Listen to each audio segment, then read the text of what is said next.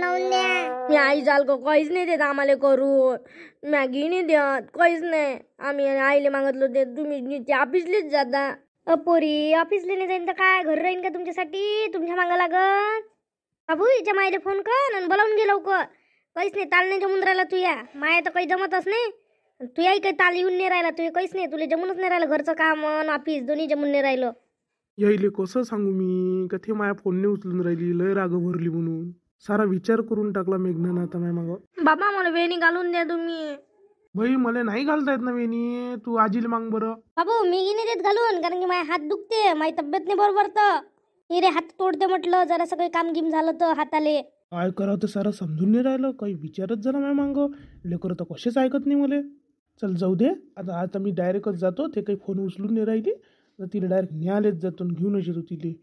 मी मेघनाच्या आईच्या भेटीला जातो आणि मेघनाला घेऊनही येतो मी. हां तर मग मी आत्ताच जातो, आजच रविवार आहे आणि काही मी आता टाइमपास करत नाही. आता मी तयारी करतो, निघतो.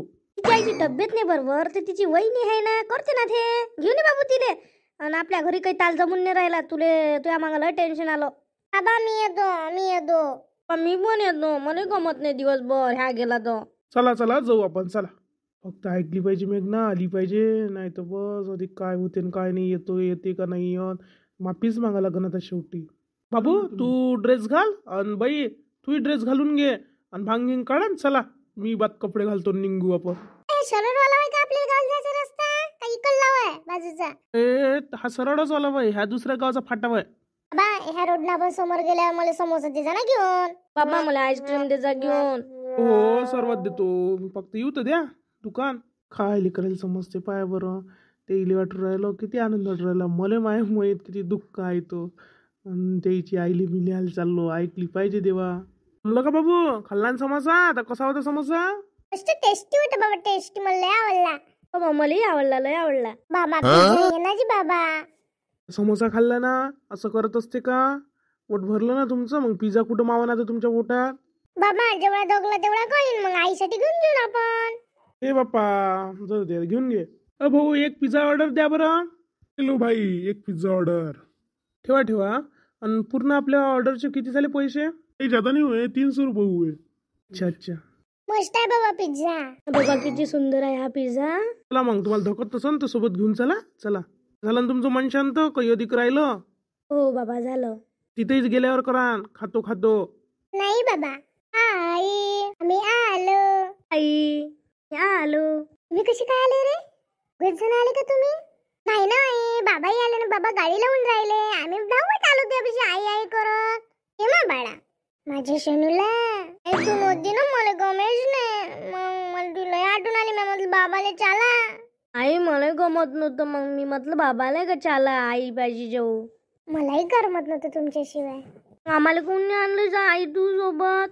तुमची शाळा होती म्हणून नाही आणलं बेटा. हो मेघना. आता खूप मेघना करत आहे मला. आई आम्ही पिंकीला पाहायला जातो. बाळांनो मेघना एवढा राग आला का ग तुला?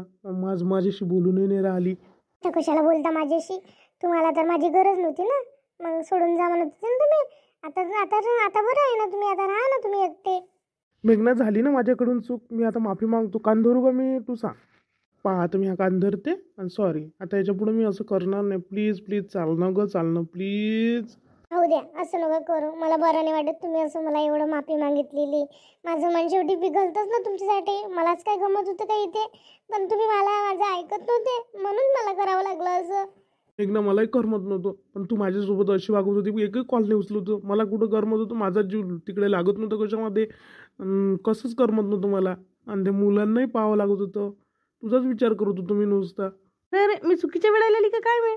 मी नाही या नाही या. कधी आले भाऊजी तुम्ही? मग तर जस्ट आलो आणि मी मेघनासोबत बोलायला आलो होतो. तुम्हाला डिस्टर्ब केलं का भाऊजी?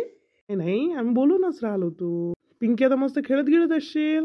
हो ना, आता खूप आता गुण काढते ती. बसा भाऊजी, मी तुमच्यासाठी पाणी आणतो. तर कशी तरी मानली मेघना, आता येते ती. आईबाशी गोष्ट काढू नका, मी आईला काहीच सांगितलं नाही. हा गो मी कशाला काढणार आहे? मग चालतं ना, आज चालतं का उद्या चालतं? दिवस राहून जा तुम्ही, काही नेहमी येत नाही. आणि आईलाही मग चांगलं वाटेल तेवढं. हो राहा तुम्ही. सॉरी माझंही चुकलं. मी एवढं वाढवाने लागत होतं. तुम्हाला खूप कामं करायला लागले असेल, खूप टेन्शन आलं असेल तुम्हाला.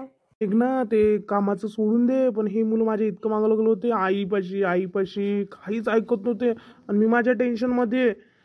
मला तर किती काही सांगते रोज रोज. तुम्हाला आता माहित झालं ना कसे आहे तर मुलं, मला किती काम पुरते हे तुम्हाला कसं माहित झालं असेल ना आता. उद्या आपण थोडं बाहेरही फिरायला जाऊ आणि त्या पिंकीलाही बायतीडा करायचं आहे ना तुला. हो ना, ताई वहिनीला साडी घ्यायची राहिली आणि तिला जर असं सोन्याचंही करायचं राहिलं तेही करावं लागल. मेघना काय करतं तिला, आजच्या दिवस राहूनच जाऊ आणि ते सगळं काम करूनच घेऊ, आपण निपटूनच जाऊ. वहिनीला एक साडी घेऊ आणि तिच्यासाठी आपण थोडं रे गळ्यातलं लॉकेट करून टाकू.